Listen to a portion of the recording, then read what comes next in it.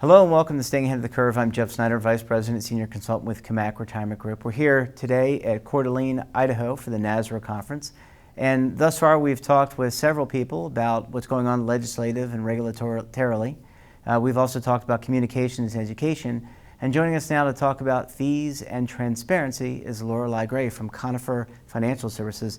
Lorelei, thanks for joining us today. Thanks for having me, Jeff. I'm glad to be here. So, fees, transparency, important to many of these pension funds here at NASRA, but really, how do you see it? Well, I was introduced to the topic when I joined the South Carolina retirement system.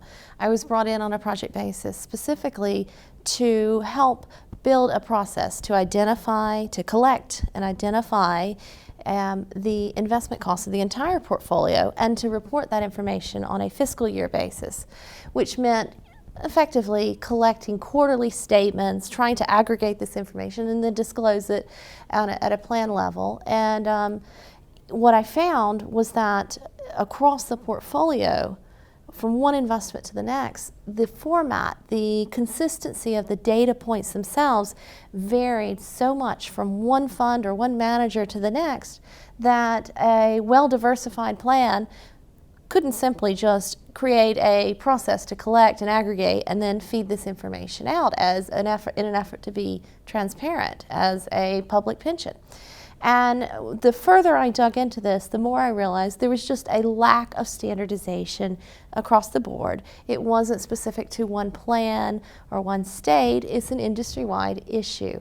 And in the lack of a specific or a very specific defined set of either format or data points, what's evolved is a variety of presentations, all of them appropriate and, from what I've seen, accurate from an accounting perspective, but not in any way that you could automate or aggregate or feed this information into some sort of database that you could slice and dice and then analyze. And really what ended up happening is we identified not so much initially a solution, but we identified this problem, and I ended up working with a firm called CEM Benchmarking on a white paper. I proposed this idea that we needed a rousing call to action because I knew in my experience at one state pension I was not alone. We needed to help corral what was effectively becoming all these different bespoke templates that every individual investor was identifying as their custom template and requesting their managers to report back to them. But in doing that, we all were collecting slightly different data points. Maybe it was accrued carry, or maybe it was paid carry, that sort of thing, or maybe there were different categorizations, but why couldn't we solve this industry-wide? And that's really what became how this issue evolved for me personally, and how I became involved with the ILPA, which is the Institutional Limited Partners Association.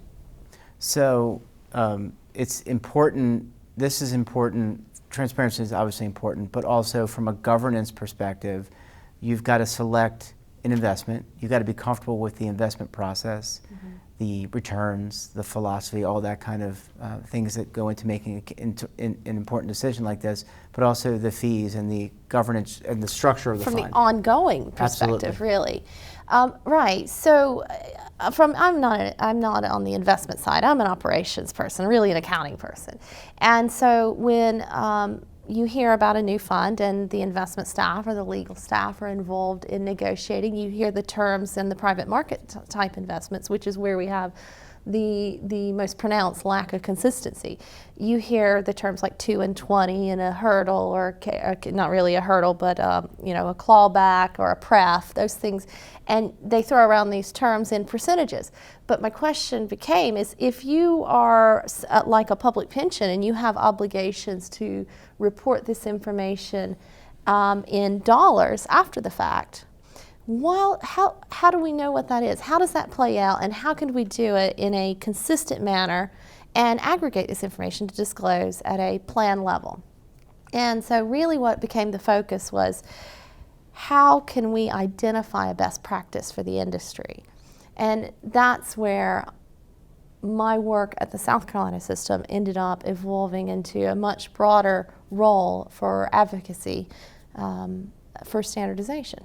So, we've got a call to action. Clearly, you've identified something that needs to be addressed.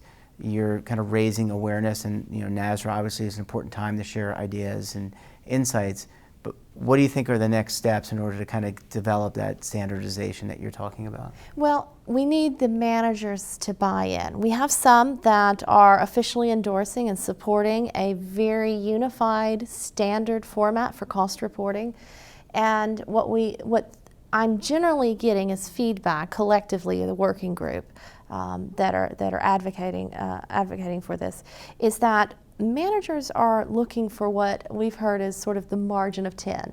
They're looking to their investors and their consultants to say, we need this standardized format of reporting of investment costs, and we want one solution, because it's got to be an opportunity for efficiency on the manager side, because currently a lot of their reporting, a lot of the cost reporting is at a fund level. It's not investor centric, and what we're proposing is a template that's very investor specific, and it's going to take an investment from the managers to be able to automate this kind of reporting. And so they're looking back at us on the LP side, and I think this is an opportunity for public pensions collectively. At least in the US, we represent over $3 trillion. I think it's over $3.5 trillion today. We represent a body of AUM that could have significant influence in standardization. And the managers are looking to LPs to say, this is the format that we want, and we want to move forward on it. And so we need a unified effort in that. And that's where I'm going out and speaking about the standardization, about what the issues are currently, where it should be, and really asking for endorsement of a unified standard like the ILPA cost template. Wow. So in terms of those are the next steps, you're out there talking and advocating for this. Timeline, time horizon for this to take place? Do you have an idea in your head of what that looks like? Yeah. Actually, it's going to be over a period of years. There are smaller firms, as I understand it. Will take longer, and they'll have slightly different reporting. The emerging managers, they're going to have slightly different ways of reporting this data, I'm sure. Larger firms, there are several that I have seen in the press recently. I don't know if I could mention them right now. Carlisle, I think it was Silver Lake, or two that I know of, I saw that had effective dates for new funds. They're rolling out compliant reporting with the ILPA template in the years of 2016 and 2017. So I know it's beginning, but it will take time. I mean, we're talking about updates to reporting systems and pulling data from, at the portfolio company level and at the fund level. It's a big change, but it's due. And it seems eerily parallel to something we experienced on the defined contribution side, which was fee disclosure.